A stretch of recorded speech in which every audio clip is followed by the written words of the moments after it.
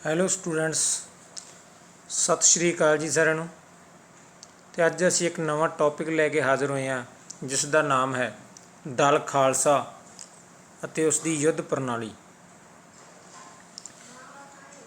ਅਤੇ ਇਸ ਦੇ ਵਿੱਚ ਦੇਖਦੇ ਹਾਂ ਅਸੀਂ ਜੀ 1716 ਈਸਵੀ ਵਿੱਚ ਬੰਦਾ ਸਿੰਘ ਬਹਾਦਰ ਦੀ ਸ਼ਹੀਦੀ ਤੋਂ ਬਾਅਦ ਸਿੱਖਾਂ 'ਤੇ ਅੱਤਿਆਚਾਰ ਦਾ ਜਿਹੜਾ ਦੌਰ ਉਹ ਸ਼ੁਰੂ ਹੋ ਜਾਂਦਾ। ਉਸ ਸਮੇਂ ਦੇ ਪੰਜਾਬ ਦੇ ਸੂਬੇਦਾਰ ਅਬਦੁਲ ਸਮਦ ਖਾਂ, ਜ਼ਕਰੀਆ ਖਾਨ, ਯਾਹਿਆ ਖਾਂ, ਸ਼ਾਹ ਨਵਾਜ਼ ਖਾਂ, ਮੀਰ ਮੰਨੂ ਦੁਆਰਾ ਦਮਨਕਾਰੀ ਨੀਤੀ ਜਿਹੜੀ ਉਹ ਸ਼ੁਰੂ ਕੀਤੀ ਜਾਂਦੀ ਆ। ਤਾਂ ਸਿੱਖ ਆਪਣੇ ਆਪ ਨੂੰ ਨਿੱਕੇ ਨਿੱਕੇ ਜਥਿਆਂ ਦੇ ਵਿੱਚ ਵੰਡ ਲੈਂਦੇ ਆ, ਪਰ ਇਹਨਾਂ ਜਥਿਆਂ ਦੇ ਵਿੱਚ ਏਕਤਾ ਦੀ ਜਿਹੜੀ ਉਸ ਸਮੇਂ ਘਾਟ ਦਿਸਦੀ ਮਹਿਸੂਸ ਹੁੰਦੀ ਆ ਅਤੇ ਇਹਨੂੰ ਕੇਂਦਰੀ ਸੰਗਠਨ ਦੀ ਇੱਕ ਲੋੜ ਮਹਿਸੂਸ ਕੀਤੀ ਜਾਂਦੀ ਹੈ। ਤਾਂ ਇਹ ਲੋੜ ਜਿਹੜੀ ਦਲ ਖਾਲਸਾ ਦੇ ਰੂਪ ਵਿੱਚ ਪੂਰੀ ਹੁੰਦੀ ਆ, ਜੋ ਕਿ 1748 ਈਸਵੀ ਦੇ ਵਿੱਚ ਇੱਕ ਮਹੱਤਵਪੂਰਨ ਘਟਨਾ ਹੋਈ, ਦਲ ਖਾਲਸਾ ਦੀ ਸਥਾਪਨਾ। ਤਾਂ ਸਭ ਤੋਂ ਪਹਿਲਾਂ ਅਸੀਂ ਪੜ੍ਹਾਂਗੇ ਦਲ ਖਾਲਸਾ ਦੇ ਉਥਾਨ ਦੇ ਕਾਰਨ। ਤਾਂ ਦਲ ਖਾਲਸਾ ਦੇ ਉਥਾਨ ਦੇ ਬਹੁਤ ਸਾਰੇ ਕਾਰਨ ਰਹੇ ਆ। ਤਾਂ ਫਸਟ ਦੇਖਦੇ ਹਾਂ ਅਸੀਂ ਇਸ ਦੀ ਬੈਕਗਰਾਊਂਡ, ਹਿਸਟੋਰੀਕਲ ਬੈਕਗਰਾਊਂਡ। ਇਸ ਦੀ ਇਤਿਹਾਸਕ ਪਿਛੋਕੜ ਦਲ ਖਾਲਸਾ ਦਾ ਸ਼੍ਰੀ ਗੁਰੂ ਨਾਨਕ ਦੇਵ ਜੀ ਤੋਂ ਲੈ ਕੇ ਗੁਰੂ ਅਰਜਨ ਦੇਵ ਜੀ ਤੱਕ ਦੇ ਜਿਹੜੇ ਸਿੱਖ ਧਰਮ ਦੇ ਵਿੱਚ ਸ਼ਾਂਤੀਪੂਰਨ ਢੰਗ ਨਾਲ ਜਿਹੜਾ ਸਮਾਂ ਸੀ ਉਹ ਚੱਲਦਾ ਰਿਹਾ। ਤਾਂ ਗੁਰੂ ਅਰਜਨ ਦੇਵ ਜੀ ਦੀ ਸ਼ਹੀਦੀ ਤੋਂ ਬਾਅਦ ਉਹਨਾਂ ਦੇ ਪੁੱਤਰ ਸਾਹਿਬ ਕਮਾਲ ਸ਼੍ਰੀ ਗੁਰੂ ਹਰਗੋਬਿੰਦ ਸਿੰਘ ਜੀ ਨੇ ਮੀਰੀ ਪੀਰੀ ਨਾਂ ਦੀਆਂ 2 ਤਲਵਾਰਾਂ ਧਾਰਨ ਕੀਤੀਆਂ ਅਤੇ ਇਹਨਾਂ ਦੇ ਨਾਲ ਹੀ ਮੁਗਲਾਂ ਦਾ ਸੰਘਰਸ਼ ਜਿਹੜਾ ਸ਼ੁਰੂ ਹੋਇਆ। 4 ਲੜਾਈਆਂ ਗੁਰੂ ਹਰਗੋਬਿੰਦ ਜੀ ਨੂੰ ਮੁਗਲਾਂ ਦੇ ਨਾਲ ਕਰਨੀਆਂ ਪਈਆਂ। ਤਾਂ ਉਸ ਤੋਂ ਬਾਅਦ ਗੁਰੂ ਗੋਬਿੰਦ ਸਿੰਘ ਜੀ ਨਾਲ ਮੁਗਲਾਂ ਦੀਆਂ ਕਈ ਲੜਾਈਆਂ ਹੋਈਆਂ। ਫਿਰ ਬੰਦਾ ਸਿੰਘ ਬਹਾਦਰ ਨੇ ਸਫਲ ਮੁਹਿੰਮਾਂ ਚਲਾਈਆਂ ਆਪਣੀਆਂ, ਤਾਂ ਕੁਝ ਹੱਦ ਤੱਕ ਸੁਤੰਤਰ ਸਿੱਖ ਰਾਜ ਦੀ ਸਥਾਪਨਾ ਕਰ ਲਈ ਸੀ। ਪਰ ਉਹਦੀ ਸ਼ਹੀਦੀ ਤੋਂ ਬਾਅਦ ਸਿੱਖਾਂ 'ਤੇ ਫਿਰ ਧਾਰਮਿਕ ਜ਼ੁਲਮਾਂ ਦਾ ਦੌਰ ਸ਼ੁਰੂ ਹੋ ਜਾਂਦਾ। ਤਾਂ ਪਰ ਇਸ ਸਮੇਂ ਦੇ ਵਿੱਚ ਵੀ ਸਿੱਖਾਂ ਨੇ ਆਪਣੇ ਹੌਸਲੇ ਸੀ ਜਿਹੜੇ ਉਹ ਬੁਲੰਦ ਰੱਖੇ। ਤਾਂ ਉਸ ਸਮੇਂ ਇਸ ਇਤਿਹਾਸਕ ਭੂਮੀ ਦੇ ਵਿੱਚ ਨਵਾਬ ਕਪੂਰ ਸਿੰਘ ਨੇ ਸਾਰੇ ਸਿੱਖ ਜਥਿਆਂ ਨੂੰ ਇੱਕ ਸਮੂਹਿਕ ਸੈਨਿਕ ਸੰਗਠਨ ਬਣਾਇਆ, ਜਿਸ ਨੂੰ ਦਲ ਖਾਲਸਾ ਕਿਹਾ ਜਾਂਦਾ ਸੀਗਾ। ਤਾਂ ਖਾਲਸਾ ਪੰਥ ਦੀ ਸਥਾਪਨਾ ਵੀ ਇਸ ਦਾ ਕਾਰਨ ਰਹੀ ਹੈ। ਇੱਕ ਖਾਲਸਾ ਵੀ ਦਲ ਖਾਲਸਾ ਦੇ ਨਾਲ ਮਿਲਦਾ ਜੁਲਦੇ ਜਿਹੜੇ ਸ਼ਬਦ ਹੈ। ਤਾਂ 1675 ਈਸਵੀ ਦੇ ਵਿੱਚ ਜੋ ਗੁਰੂ ਤੇਗ ਬਹਾਦਰ ਜੀ ਨੂੰ ਸ਼ਹੀਦ ਕਰ ਦਿੱਤਾ ਜਾਂਦਾ, ਤਾਂ ਗੁਰੂ ਗੋਬਿੰਦ ਸਿੰਘ ਜੀ ਨੇ 1699 ਈਸਵੀ ਦੇ ਵਿੱਚ ਖਾਲਸਾ ਪੰਥ ਦੀ ਸਿਰਜਣਾ ਕੀਤੀ ਅਤੇ ਉਹਨਾਂ ਨੇ ਇੱਕ ਕੌਮ ਦੇ ਵਿੱਚ ਜਜ਼ਬਾ ਭਰਿਆ। ਕਾਇਰ ਜਿਹੜੇ ਮੁਗਲਾਂ ਦੇ ਡਰਦੇ ਸੀ, ਤਾਂ ਉਹਨਾਂ ਦੇ ਵਿੱਚ ਇੱਕ ਜਿਹੜਾ ਜਜ਼ਬਾ ਉਹ ਕੁੱਟ ਕੇ ਭਰਨਾ ਜਾਂ ਕਾਇਰ ਹੋਈ ਕੌਮ ਨੂੰ ਬਹਾਦਰ ਬਣਾਉਣਾ, ਇਹ ਗੁਰੂ ਗੋਬਿੰਦ ਸਿੰਘ ਜੀ ਨੇ ਖਾਲਸਾ ਪੰਥ ਦੇ ਰਾਹੀਂ ਕੀਤਾ। ਅਸਲ ਵਿੱਚ ਦਲ ਖਾਲਸਾ ਗੁਰੂ ਗੋਬਿੰਦ ਸਿੰਘ ਜੀ ਦੁਆਰਾ ਸਥਾਪਿਤ ਖਾਲਸਾ ਸੈਨਿਕਾਂ ਦਾ ਹੀ ਸਮੂਹਿਕ ਸੰਗਠਨ ਹੈ।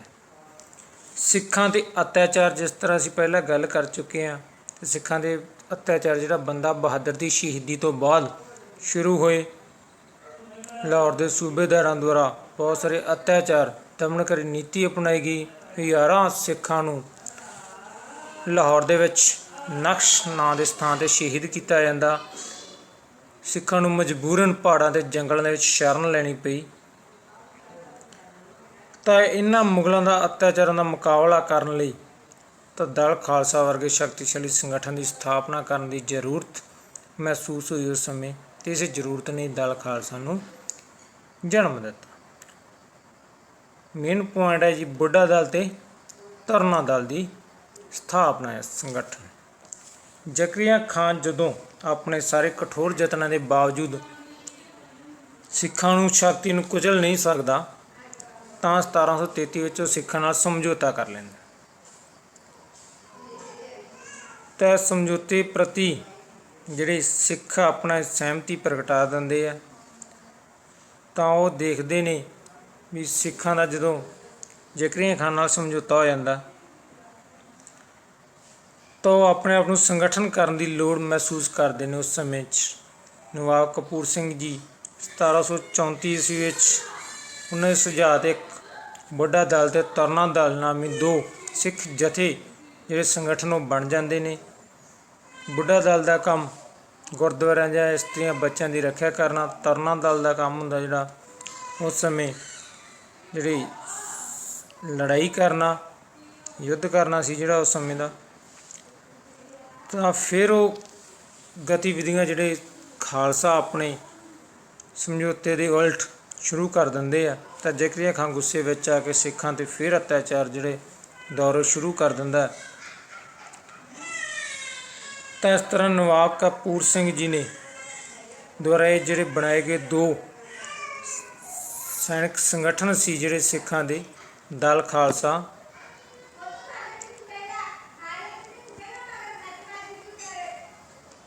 ਖਾਲਸਾ ਦਾ ਜਿਹੜਾ ਇਹ ਆਧਾਰ ਦੋਵੇਂ ਬਣੇ, ਬੁੱਢਾ ਦਲ ਅਤੇ ਧੌਰਨਾ ਦਲ। ਅਤੇ ਇਹਨਾਂ ਦੇ ਪਿੱਛੇ ਇੱਕ ਸਾਂਝੇ ਵਿਧਾਨ ਦੀ ਲੋੜ ਮਹਿਸੂਸ ਕਰਨ ਲੱਗੇ, ਜਿਨ੍ਹਾਂ ਦਾ ਆਪਣਾ ਇੱਕ ਸਾਂਝਾ ਵਿਧਾਨ ਹੋਵੇ, ਅਨੁਸ਼ਾਸਨ ਹੋਵੇ, ਯੋਜਨਾ ਹੋਵੇ ਅਤੇ ਉਹਨਾਂ ਦੇ ਉਦੇਸ਼ ਹੋਣ। ਤਾਂ ਇੱਕ ਸਾਰਿਆਂ ਦਾ ਸਾਂਝਾ ਇਸ ਤਰ੍ਹਾਂ ਦਾ ਸੰਗਠਨ ਮਹਿਸੂਸ ਕਰਨ ਲੱਗੇ। ਜ਼ਕਰੀਆ ਖਾਨ ਦੀ ਮੌਤ ਅਤੇ ਜਥਿਆਂ ਦਾ ਦੁਬਾਰਾ ਗਠਨ। ਫਿਰ 1 ਜੁਲਾਈ 1745 ਨੂੰ ਜ਼ਕਰੀਆ ਖਾਨ ਦੀ ਮੌਤ ਹੋ ਜਾਂਦੀ ਹੈ। ਤਾਂ ਉਹਦੇ ਦੋਹਾਂ ਪੁੱਤਰਾਂ ਯਹੀਆ ਖਾਨ ਅਤੇ ਸ਼ਾਹ ਨਵਾਜ਼ ਖਾਨ ਦੇ ਵਿਚਕਾਰ ਜਿਹੜਾ ਘਰੇਲੂ ਯੁੱਧ ਸ਼ੁਰੂ ਹੋ ਜਾਂਦਾ। ਅਤੇ ਇਸ ਦਾ ਫਾਇਦਾ ਉਠਾ ਕੇ 14 ਅਕਤੂਬਰ 1745 ਨੂੰ ਅੰਮ੍ਰਿਤਸਰ ਦੇ ਵਿੱਚ ਇੱਕ ਸਰਬੱਤ ਖਾਲਸਾ ਬੁਲਾ ਕੇ ਗੁਰਮਤਾ ਪਾਸ ਕੀਤਾ ਜਾਂਦਾ। ਤਾਂ ਜਿਸ ਦੇ ਵਿੱਚ 25 ਜਥਿਆਂ 25 ਤੋਂ 65 ਬਣੇ ਸੀ। ਅਤੇ 65 ਤੋਂ ਬਾਅਦ ਇਹ ਜਥਿਆਂ ਦੀ ਸਥਾਪਨਾ ਘੱਟ ਕਰਕੇ ਦਲ ਖਾਲਸਾ ਦੀ ਸਥਾਪਨਾ ਕੀਤੀ ਜਾਂਦੀ। ਨਵਾਬ ਕਪੂਰ ਸਿੰਘ ਦੀ ਸੂਝ-ਬੂਝ ਅਤੇ ਦੂਰਦਰਸ਼ਾ। ਨਵਾਬ ਕਪੂਰ ਸਿੰਘ ਨੇ ਆਪਣੀ ਦੂਰਦਰਸ਼ਾ ਦੇ ਨਾਲ ਦਲ ਖਾਲਸਾ ਦੀ ਸਥਾਪਨਾ ਦਾ ਇੱਕ ਮੁੱਖ ਕਾਰਨ ਬਣੀ। 1734 ਵਿੱਚ ਉਹਨਾਂ ਦੇ ਯਤਨਾਂ ਕਰਕੇ ਬੁੱਢਾ ਦਲ ਅਤੇ ਧੌਰਨਾ ਦਲ ਦੀ ਸਥਾਪਨਾ ਹੋਈ। ਅਤੇ ਉਹਨਾਂ ਦੇ ਸੁਝਾਅ 'ਤੇ 1748 ਵਿੱਚ ਸਰਬੱਤ ਖਾਲਸਾ ਦੇ ਸੰਮੇਲਨ ਵਿੱਚ ਸਾਰੇ ਜਥਿਆਂ ਦਾ ਦਲ ਖਾਲਸਾ ਦੇ ਰੂਪ ਵਿੱਚ ਇੱਕ ਸਮੂਹਿਕ ਸੰਗਠਨ ਤਿਆਰ ਕੀਤਾ ਗਿਆ। ਤਾਂ ਹੁਣ ਦੇਖਦੇ ਸੀ ਦਲ ਖਾਲਸਾ ਦਾ ਜਨਮ, ਬਰਥ ਆਫ ਦਲ ਖਾਲਸਾ 1748 ਈਸਵੀ। ਤਾਂ 29 ਮਾਰਚ 1748 ਈਸਵੀ ਨੂੰ ਅੰਮ੍ਰਿਤਸਰ ਵਿਖੇ ਵਿਸਾਖੀ ਵਾਲੇ ਦਿਨ ਨਵਾਬ ਕਪੂਰ ਸਿੰਘ ਜੀ ਨੇ ਇੱਕ ਸੰਗਠਨ ਤਿਆਰ ਕੀਤਾ ਅਤੇ ਇਸ ਨੂੰ ਦਲ ਖਾਲਸਾ ਦਾ ਨਾਮ ਦਿੱਤਾ ਗਿਆ। ਜਿਹੜੇ ਜਥੇ ਪਹਿਲਾਂ 65 ਸੀ, 25 ਤੋਂ 65 ਹੋ ਗਏ ਸੀ। ਤਾਂ 65 ਤੋਂ ਬਾਅਦ ਇਹਨਾਂ ਦਾ ਸੰਗਠਨ ਕਰਕੇ 11 ਜਥਿਆਂ ਦੇ ਵਿੱਚ ਵੰਡਿਆ ਗਿਆ ਅਤੇ ਇਸੇ 11 ਨੂੰ ਦਲ ਖਾਲਸਾ ਦਾ ਨਾਮ ਦਿੱਤਾ ਗਿਆ। ਅਤੇ ਦਲ ਖਾਲਸਾ ਦਾ ਭਾਵ ਆ ਖਾਲਸਾ ਪੰਥ ਦਾ ਦਲ, ਐਨ ਆਰਗੇਨਾਈਜੇਸ਼ਨ ਆਫ ਦਾ ਖਾਲਸਾ ਪੰਥ। ਇਸ ਸੰਗਠਨ ਦਾ ਕੰਮ ਸਿੱਖਾਂ ਦੀ ਫੌਜੀ ਅਗਵਾਈ ਕਰਨਾ ਸੀ। ਤਾਂ ਨਵਾਬ ਕਪੂਰ ਸਿੰਘ ਜੀ ਆਪ ਬੁੱਢੇ ਹੋ ਚੁੱਕੇ ਸਨ ਅਤੇ ਇਸ ਲਈ ਜੱਸਾ ਸਿੰਘ ਆਹਲੂਵਾਲੀਆ ਨੂੰ ਦਲ ਖਾਲਸਾ ਦਾ ਪ੍ਰਧਾਨ ਸੈਨਾਪਤੀ, ਜਿਹੜਾ ਸੁਪਰੀਮ ਕਮਾਂਡਰ ਜੱਸਾ ਸਿੰਘ ਆਹਲੂਵਾਲੀਆ ਨੂੰ ਬਣਾਇਆ ਜਾਂਦਾ। ਦਲ ਖਾਲਸਾ ਦੀਆਂ ਵਿਸ਼ੇਸ਼ਤਾਵਾਂ। ਸੰਵਿਧਾਨ ਜਿਹੜਾ ਸੀਗਾ, features of constitution of Dal Khalsa. Dal Khalsa ਦੇ ਸੰਵਿਧਾਨ ਦੀਆਂ ਵਿਸ਼ੇਸ਼ਤਾਵਾਂ। ਤਾਂ ਸਭ ਤੋਂ ਪਹਿਲਾਂ ਦੇਖਦੇ ਹਾਂ ਦਲ ਖਾਲਸਾ ਦਾ ਸਮੁੱਚੇ ਸੰਗਠਨ ਨੂੰ ਕੀ ਕਿਹਾ ਜਾਂਦਾ ਸੀ, ਖਾਲਸਾ ਦਲ ਖਾਲਸਾ। ਤਾਂ ਇਹਦੇ 65 ਜਥਿਆਂ ਦੀ ਥਾਂ 'ਤੇ ਕਿੰਨੇ ਜਥੇ ਬਣਾ ਦਿੱਤੇ ਜਾਂਦੇ ਨੇ ਹੁਣ, 11। ਅਤੇ ਹਰੇਕ ਜਥੇ ਦਾ ਆਪਣਾ ਸੈਨਾਪਤੀ, ਨਾਂ, ਝੰਡਾ ਅਤੇ ਨਗਾਰਾ ਹੁੰਦਾ ਸੀ। ਸਾਰੇ ਜਥਿਆਂ ਦਾ ਇੱਕ ਸਾਂਝਾ ਪ੍ਰਧਾਨ ਸੀ, ਜਿਹੜਾ ਪ੍ਰਧਾਨ ਸੈਨਾਪਤੀ ਜੱਸਾ ਸਿੰਘ ਆਹਲੂਵਾਲੀਆ ਜੀ ਸਨ। ਤਾਂ ਗੁਰੂ ਗੋਬਿੰਦ ਸਿੰਘ ਜੀ ਦੇ ਸਿਧਾਂਤਾਂ ਵਿੱਚ ਵਿਸ਼ਵਾਸ ਰੱਖਣ ਵਾਲਾ ਹਰੇਕ ਖਾਲਸਾ ਦਲ ਖਾਲਸਾ ਦਾ ਮੈਂਬਰ ਬਣ ਸਕਦਾ ਸੀ। ਹਰ ਇੱਕ ਖਾਲਸਾ ਤੋਂ ਇਹ ਆਸ ਕੀਤੀ ਜਾਂਦੀ ਸੀ ਕਿ ਉਹ ਧਰਮ ਦੀ ਰੱਖਿਆ ਲਈ ਇਸ ਸੰਗਠਨ ਦਾ ਮੈਂਬਰ ਬਣੇ। ਦਲ ਖਾਲਸਾ ਦੇ ਹਰੇਕ ਮੈਂਬਰ ਨੂੰ ਘੋੜ ਸਵਾਰੀ ਅਤੇ ਹਥਿਆਰ ਚਲਾਉਣਾ ਆਉਣਾ ਚਾਹੀਦਾ ਸੀ, ਤਾਂ ਉਹਦੇ ਕੋਲ ਇੱਕ ਘੋੜਾ ਵੀ ਹੋਣਾ ਚਾਹੀਦਾ ਸੀ। ਦਲ ਖਾਲਸਾ ਦੇ ਮੈਂਬਰ 11 ਜਥਿਆਂ ਵਿੱਚੋਂ ਕਿਸੇ ਵਿੱਚ ਵੀ ਭਰਤੀ ਹੋ ਸਕਦੇ ਸੀ। ਉਹ ਆਪਣਾ ਜਥਾ ਬਦਲ ਵੀ ਸਕਦੇ ਸੀ ਭਰਤੀ ਤੋਂ ਬਾਅਦ, ਪਰੰਤੂ ਜਿਸ ਵੀ ਜਥੇ ਵਿੱਚ ਰਹਿੰਦੇ ਸੀ ਉਸ ਦੇ ਜਥੇਦਾਰ ਦੀ ਜਿਹੜਾ ਆਗਿਆ ਦਾ ਪਾਲਣ ਉਹ ਕਰਨਾ ਪੈਂਦਾ ਸੀ ਅਤੇ ਅਨੁਸ਼ਾਸਨ ਦੇ ਵਿੱਚ ਰਹਿਣਾ ਪੈਂਦਾ ਸੀ। ਉਸ ਸਮੇਂ ਇਹ ਵੀ ਫੈਸਲਾ ਕੀਤਾ ਗਿਆ ਦਲ ਖਾਲਸਾ ਦੇ ਸੰਵਿਧਾਨ ਦੇ ਵਿੱਚ ਲਿਖਿਆ ਗਿਆ ਵੀ ਵਿਸਾਖੀ ਅਤੇ ਦੀਵਾਲੀ ਵਾਲੇ ਦਿਨ ਸਾਲ ਵਿੱਚ 2 ਵਾਰੀ ਸਮੁੱਚਾ ਸੰਮੇਲਨ ਹੋਵੇਗਾ ਜਿਸ ਨੂੰ ਸਰਬੱਤ ਖਾਲਸਾ ਕਿਹਾ ਜਾਂਦਾ। ਤਾਂ ਸਰਬੱਤ ਖਾਲਸਾ ਸਿੱਖ ਪੰਥ ਵਿੱਚ ਸਰਵਉੱਚ ਸਥਾਨ ਪ੍ਰਾਪਤ ਹੈ ਉਸ ਸਮੇਂ ਦਾ।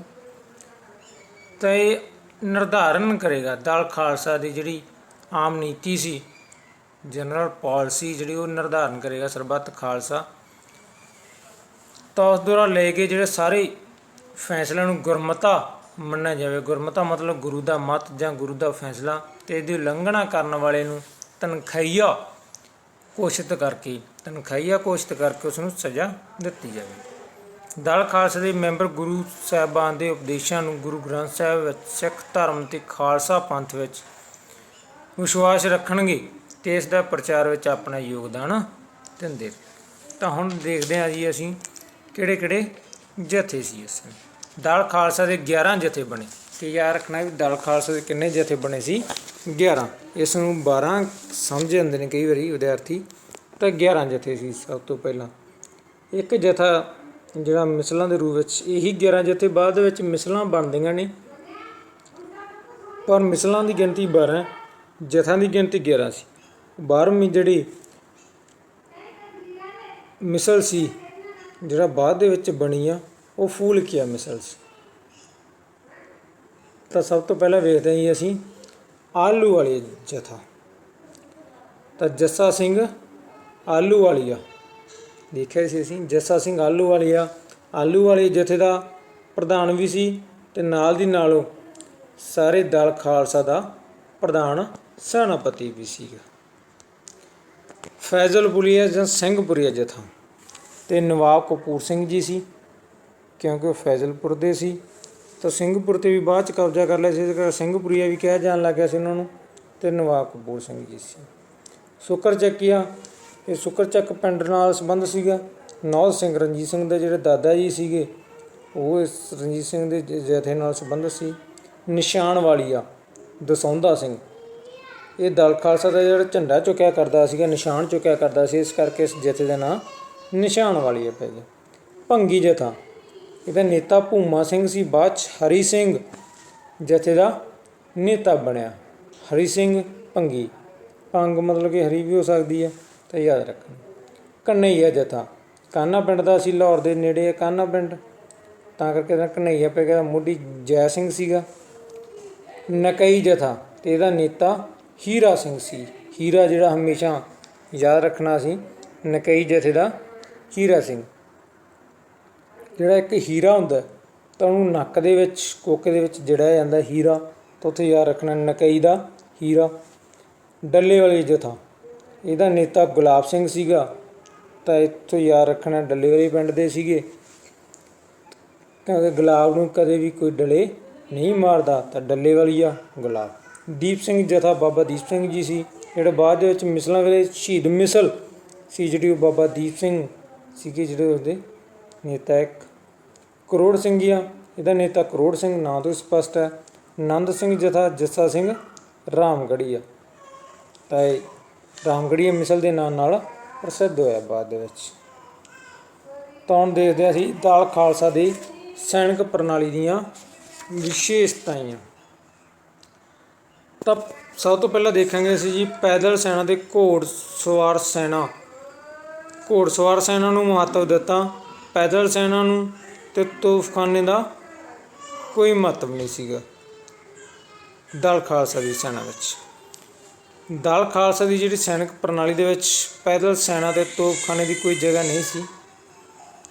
ਸਭ ਤੋਂ ਪਹਿਲੀ ਸ਼ਰਤ ਇਹੀ ਹੁੰਦੀ ਸੀ, ਜਦੋਂ ਵੀ ਦਲ ਖਾਲਸਾ ਦਾ ਮੈਂਬਰ ਬਣਦਾ ਸੀ ਤਾਂ ਉਸਨੂੰ ਚੰਗੀ ਤਰ੍ਹਾਂ ਘੋੜਸਵਾਰੀ ਆਉਂਦੀ ਹੋਵੇ, ਉਸਨੂੰ ਹਥਿਆਰ ਚਲਾਉਣਾ ਆਉਂਦਾ ਹੋਵੇ। ਘੋੜਿਆਂ ਤੋਂ ਬਿਨਾਂ ਪੈਦਲ ਲੜਨਾ ਸਿੱਖ ਆਪਣੀ ਸ਼ਾਨ ਦੇ ਵਿਰੁੱਧ ਸਮਝਦੇ ਸੀ ਉਸ ਸਮੇਂ। ਤਾਂ ਉਸ ਸਮੇਂ ਸਿੱਖ ਗੁਰੀਲਾ ਯੁੱਧ ਪ੍ਰਣਾਲੀ ਦੀ ਵਰਤੋਂ ਕਰਦੇ ਸੀ, ਤਾਂ ਦੁਸ਼ਮਣ 'ਤੇ ਅਚਾਨਕ ਹਮਲਾ ਕਰਕੇ ਵਾਪਸ ਭੱਜ ਜਾਂਦੇ ਸੀਗੇ। ਹਿੱਟ ਐਂਡ ਰਨ ਨੀਤੀ ਅਪਣਾਉਂਦੇ ਸੀਗੇ ਉਸ ਸਮੇਂ। ਤਾਂ ਸਿੱਖਾਂ ਦੇ ਘੋੜੇ ਬਹੁਤ ਚੁਸਤ ਅਤੇ ਤੇਜ਼ ਦੌੜਨ ਵਾਲੇ ਹੁੰਦੇ ਸੀ। ਉਹ ਇੱਕ ਦਿਨ ਦੇ ਵਿੱਚ 50 ਤੋਂ 100 ਮੀਲ ਤੱਕ ਦਾ ਜਿਹੜਾ ਸਫ਼ਰ ਉਹ ਤੈਅ ਕਰ ਲੈਂਦੇ ਸੀ। ਪੈਸੇ ਦੀ ਕਮੀ ਦੇ ਕਰਕੇ ਸਿੱਖਾਂ ਦੇ ਕੋਲ ਜਿਹੜਾ ਤੋਪਖਾਨਾ ਉਹ ਨਹੀਂ ਸੀਗਾ। ਤਾਂ ਸੈਨਾ ਦੀ ਗਿਣਤੀ ਦੇ ਵਿੱਚ ਬਹੁਤ ਵਾਧਾ ਹੋਇਆ।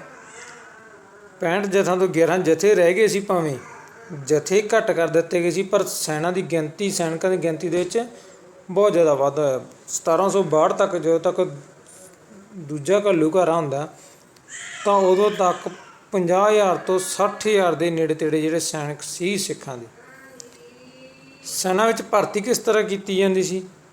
ਕਿਸ ਨੂੰ ਕੋਈ ਭਰਤੀ ਹੋਣ ਵਾਸਤੇ ਮਜਬੂਰ ਨਹੀਂ ਕੀਤਾ ਜਾਂਦਾ ਸੀ। ਕੋਈ ਆਪਣੀ ਮਰਜ਼ੀ ਨਾਲ ਭਰਤੀ ਹੋ ਸਕਦਾ ਸੀ, ਪਰ ਉਸ ਨੂੰ ਘੋੜ ਸਵਾਰੀ ਅਤੇ ਹਥਿਆਰ ਚਲਾਉਣੇ ਜ਼ਰੂਰ ਆਉਂਦਾ ਹੋਣਾ ਚਾਹੀਦਾ ਸੀ। ਉਹ 11 ਜਥਿਆਂ ਵਿੱਚੋਂ ਕਿਸੇ ਵਿੱਚ ਮਰਜ਼ੀ ਭਰਤੀ ਹੁੰਦਾ, ਜਥਾ ਬਦਲ ਵੀ ਸਕਦਾ ਸੀ, ਪਰ ਉਸ ਨੂੰ ਆਪਣੇ ਜਥੇਦਾਰ ਦੀ ਆਗਿਆ ਦਾ ਪਾਲਣਾ ਕਰਨਾ ਪੈਂਦਾ ਸੀ ਅਤੇ ਉਹਦੇ ਅਨੁਸ਼ਾਸਨ ਵਿੱਚ ਰਹਿਣਾ ਪੈਂਦਾ ਸੀ। ਤਾਂ ਤਨਖਾਹ ਦੇ ਬਾਰੇ ਗੱਲ ਕਰੀਏ ਤਾਂ ਇਹਨਾਂ ਨੂੰ ਕੋਈ ਬਕਾਇਦਾ ਵਜ੍ਹਵੀਂ ਤਨਖਾਹ ਨਹੀਂ ਮਿਲਦੀ ਸੀ।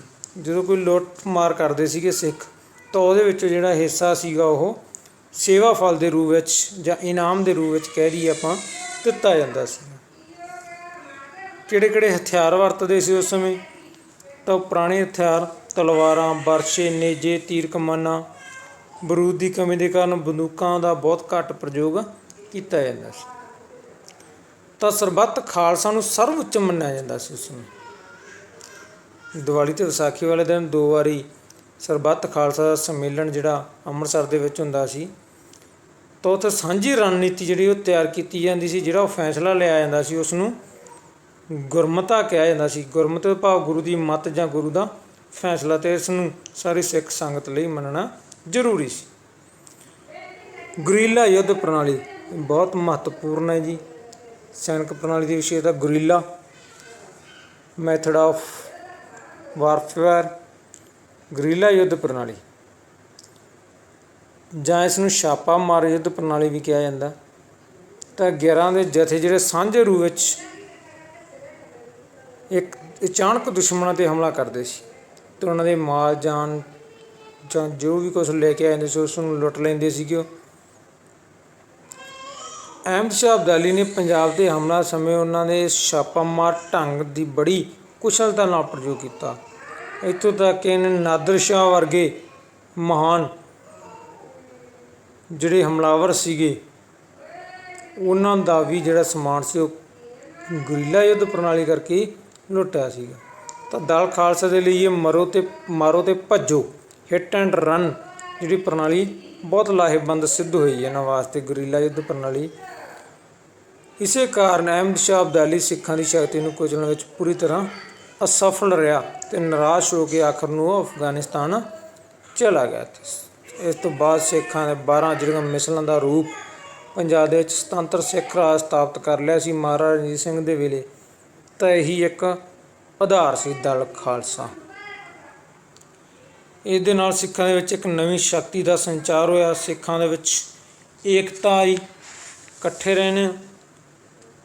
ਮਿਸਲਾਂ ਦਾ ਉਭਾਰ 12 ਮਿਸਲਾਂ ਜਿਹੜਾ ਦੱਸਿਆ ਗਿਆ ਵੀ 11 ਜਥੇ ਇਹ ਸੀ, ਅਤੇ ਇੱਕ ਜਿਹੜਾ ਸੀਗਾ ਫੂਲਕੀਆ ਮਿਸਲ, ਤਾਂ ਉਹ ਬਾਅਦ ਦੇ ਵਿੱਚ ਸ਼ਾਮਲ ਹੋਈ ਸੀ। ਤਾਂ 12 ਮਿਸਲਾਂ ਦਾ ਹੋਣ ਦਾ ਆਧਾਰ ਵੀ ਕੀ ਬਣਿਆ? ਦਲ ਖਾਲਸਾ। ਹਾਂਜੀ, ਇਸ ਦੇ ਨਾਲ ਹੀ ਸਾਡਾ ਜਿਹੜਾ ਅੱਜ ਦਾ ਟੌਪਿਕ ਸੀਗਾ ਦਲ ਖਾਲਸਾ ਉਹ ਖਤਮ ਹੁੰਦਾ। Thanks, have A nice day.